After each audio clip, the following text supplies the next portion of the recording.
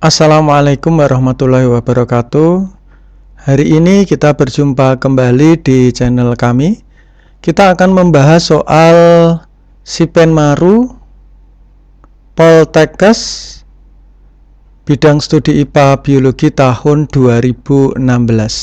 Kita mulai dari nomor 61. Tubuh berruas-ruas, tidak bertulang punggung, kaki terdapat pada hampir semua ruas badan, termasuk dalam kelompok apa? Jadi sekilas kita pelajari, ini adalah hewan yang dikenal sebagai kelompok arthropoda. Nah, jadi arthropoda ini ada 4 kelompok, singkatannya CAMI.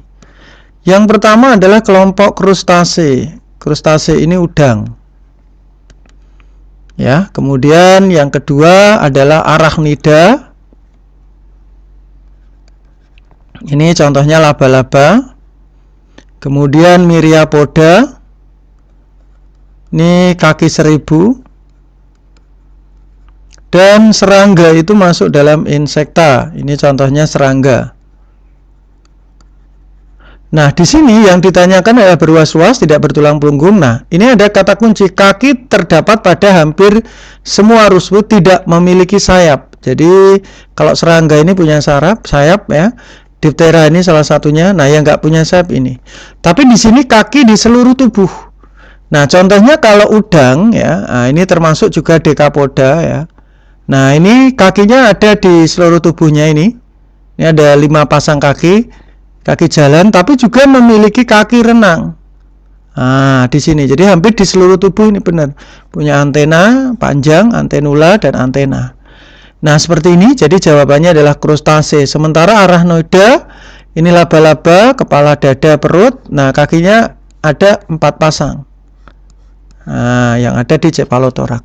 Begitu sahabat cerdas, nomor 61C. Lanjut nomor 62. Linaria marokana merah, A besar, B kecil, disilangkan dengan bunga putih, A kecil, B besar. Genotip epistasis, A kecil itu epistasis, berarti dia menutupi B. Jadi begini sahabat cerdas ya, jadi harus paham dulu. Bunga Linaria marokana termasuk jenis penyimpangan semu hukum Mendel. Jadi kalau A besar, B besar, ini adalah bunga warna ungu. Kemudian A besar, B kecil, ini adalah bunga warna merah. A kecil, B besar, ini bunga warna putih. Ya, jadi ini warna putih. A kecil, B kecil juga warna putih. Ini ketentuannya ini dulu. Sehingga di sini A kecil itu epistasis terhadap B besar, artinya A kecil ini menutupi B besar.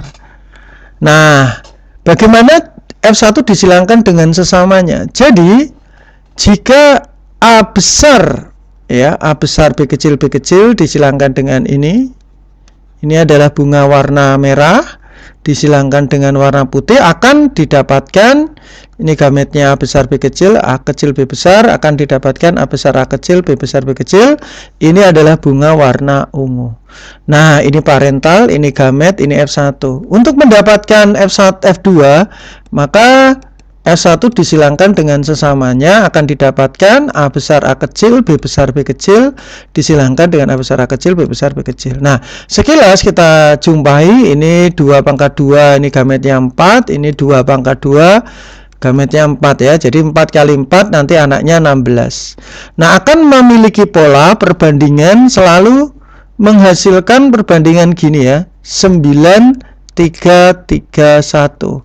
Kita lihat nanti F2-nya ini ada A besar, B besar, ada A besar, B kecil, A kecil, B besar, sama A kecil, B kecil, sahabat cerdas. Nah, seperti ini ya. Nah, ini ada 9, ini ada 3, 3, 1. Nah, sekarang kita lihat di sini ya. Nah, 9-nya adalah warna apa? A besar, B besar, ini warna ungu. Nah, ini adalah warna ungu. A besar, B kecil adalah warna merah. A kecil, B besar, tadi epistasis, ini putih. Nah, ini juga putih. Berarti 9-nya ungu, merahnya 4, dan putihnya 3. Jadi jawabannya 9, 4, 3. Nah, ini sahabat cerdas ya, nomor 62D. Nah, kita lanjutkan soal nomor 63 ya. Pernyataan yang tepat berkaitan dengan proses fotosintesis, sahabat cerdas ya. Jadi fotosintesis ini ya terdiri dari dua reaksi ya. Yang pertama ada reaksi terang. Nah, yang kedua nanti ada reaksi gelap.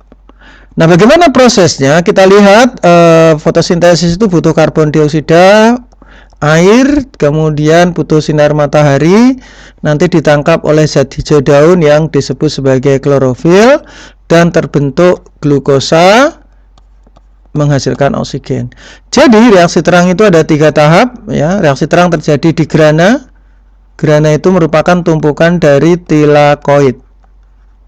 Yang pertama adalah kalau cahaya mengenai klorofil, klorofil akan aktif. Jadi ada aktivasi klorofil oleh cahaya matahari. Yang kedua, cahaya ini memecah air. Ya, namanya fotolisis air. Nah, air dipecah nanti membebaskan oksigen. Nah, yang terakhir kalau air dipecah nanti O-nya lepas hanya ditangkap oleh NADP. Maka terbentuk produk namanya NAD pH2 dan sekaligus menghasilkan energi berupa ATP. Nah, ini reaksi terang. Selanjutnya reaksi gelap, tinggal yang satunya ini. Butuh CO2 nanti akan disusun menjadi glukosa. Jadi, reaksi gelap terjadinya di cairan yang disebut sebagai stroma. Ini satu terjadi pengikatan CO2 ya menggunakan enzim RUBP. Kemudian untuk menghasilkan glukosa butuh, nah ini dari reaksi terang ya, butuh NADPH 2 dan butuh ATP untuk menghasilkan glukosa. Begini sahabat cerdas, kita lihat reaksi gelap berfungsi untuk menghasilkan hidrogen, salah ya, ini reaksi terang. Hasil fotosintesis karbohidrat dan oksigen terjadi pada tahap yang sama, salah. Karbohidrat glukosa di reaksi gelap, oksigen dihasilkan di reaksi terang. Karbohidrat dihasilkan pada reaksi gelap, benar, dari hasil fotolisis yang salah. Ya, dari hasil reaksi gelap ya, ini salah juga. Pada reaksi terang terjadi ya fotolisis. Nah, ini ya. Ini benar nih, pada reaksi terang terjadi fotolisis air. Nah, ini fotolisis air itu ini ya. Nah, nanti menghasilkan oksigen. Fotolisis air ini ya benar. Reaksi gelap terjadi di tilakoid, salah. Reaksi terang ya, harusnya di stroma. Jadi sahabat cerdas, jawabannya nomor 63D. Kita lanjutkan nomor 64. Berdasarkan letak sentromernya, kromosom dibagi menjadi 4 jenis. Kalau kita tulis SMART ya sahabat cerdas, ada SMART. Jadi yang pertama ada namanya submetasentrik ya. Kemudian yang kedua ada metasentrik. Yang ketiga ada akrosentrik. Dan yang terakhir ada namanya telosentrik. Jadi submeta itu artinya agak ke tengah. Jadi kromosomnya itu sentromernya ya. Nah, ini terletak agak ke tengah. Nah, menyerupai huruf L ya. Jadi di sini agak ke tengah. Berbeda dengan metasentrik yang sentromernya itu tepat di tengah. Nah, sehingga menyerupai huruf V. Ya, pas di tengah. Namanya meta itu tengah. Submeta agak ke tengah. Akrosentrik itu agak ke ujung. Nah, seperti huruf J. Nah, ini agak ke ujung. Bukan pas di ujung, tapi agak ke ujung. Nah, yang terakhir telosentrik itu pas di ujung sentromernya. Ya, sehingga menyerupai huruf I, pas di ujung. Nah, yang ditanya hanya memiliki satu lengan ini. Kemudian sentromernya terletak di ujung. Nah, berarti jawabannya adalah telosentrik. Nomor 64C. Kita lanjutkan nomor 65. Sayap serangga dan sayap burung merupakan organ yang dapat dijadikan petunjuk evolusi. Jadi, sayap serangga dan burung ini termasuk ya memiliki kesamaan fungsi tanpa melihat asal usulnya nggak diperhatikan. Ya, asal usulnya nggak diperhatikan. Kalau dia memiliki kesamaan fungsi, maka disebut sebagai analogi. Nah, ini sahabat cerdas. Berbeda dengan homologi. Homologi itu punya kesamaan asal-usul. Contohnya seperti sayap burung dengan kaki depan buaya. Nah, itu termasuk homologi karena persamaan asal-usulnya dari ekstremitas anterior atau anggota gerak depan. Jadi kalau intinya fungsinya sama adalah analogi. Kita lanjutkan soal nomor 66. Keretakan pada tulang lengan merupakan kelainan. Jadi ini kelainan tulang ya. Ini kata kuncinya adalah retak. Nah, jadi keretakan. Jadi kalau ini ada gambar tulang ya. Nah, kalau patah ya, tulangnya itu namanya fraktura, itu patah. Sementara kalau retak saja itu disebut sebagai fisura. Nah, ini retak. Kalau lordosis itu molor, berarti tulang belakangnya itu ke depan. Nah, jadi posisi tulang belakangnya ini malah ke depan. Ya, ke depan. Skoliosis S samping, berarti tulang belakangnya ke arah samping. Kalau fraktura tadi ya, kifosis itu aki-aki bungkuk. Berarti tulang belakangnya ke belakang. Nah, begitu sahabat cerdas ya, nomor 66E.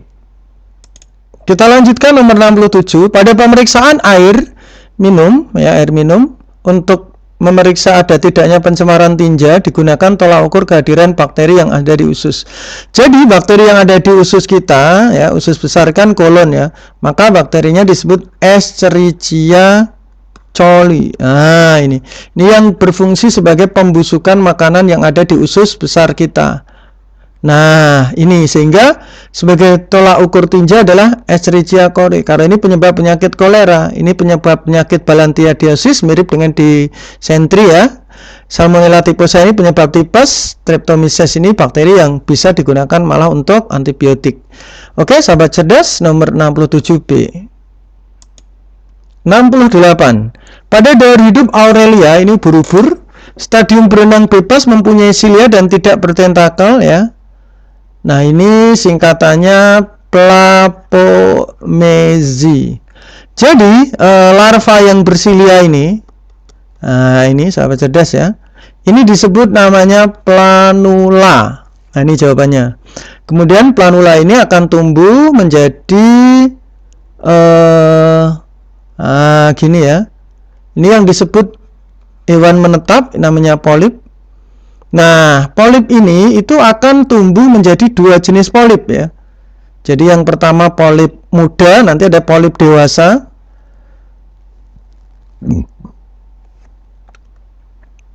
Nah, jadi polip muda ini itu yang disebut sebagai Scyphistoma. Nanti polip yang kedua yang kayak gini. Nah, ini polip lagi, polip dewasa yang disebut namanya strobila. Kemudian planula, polip. Nah, kemudian polip ini akan tumbuh melepaskan medusa ya. Nah, jadi medusa. Medusa. Lah, medusa yang muda ini nanti disebut sebagai Evira. Ya, Evira ini belum bertentakel tapi tidak bersilia ya. Nah, kemudian jadi medusa tua. Terus bertentakel gini ya. Nah, ini nanti yang disebut medusa tua yang akan menghasilkan sigot ya, kawin ya, ada sperma, nanti akan ada ovum, kawin, kemudian menjadi sigot. Nah, sigot berkembang kembali menjadi planula. Begitu. Nomor 68B. Nomor 69. Berikut ini merupakan hormon yang berperan dalam kehamilan yang digunakan sebagai indikasi kehamilan. Jadi, hamil itu salah satu indikasinya adalah terbentuknya janin ya. Jadi kalau ini di dalam rahim, nanti ini endometrium berkembang jadi plasenta, nanti di sini ada janin ya, berkembang ya. Nah, di sini ini akan terbentuk lapisan embrio ya yang disebut sebagai lapisan korion. Nah, salah satunya nanti ada hormon yang dihasilkan dari sini yang disebut HCG atau human chorionic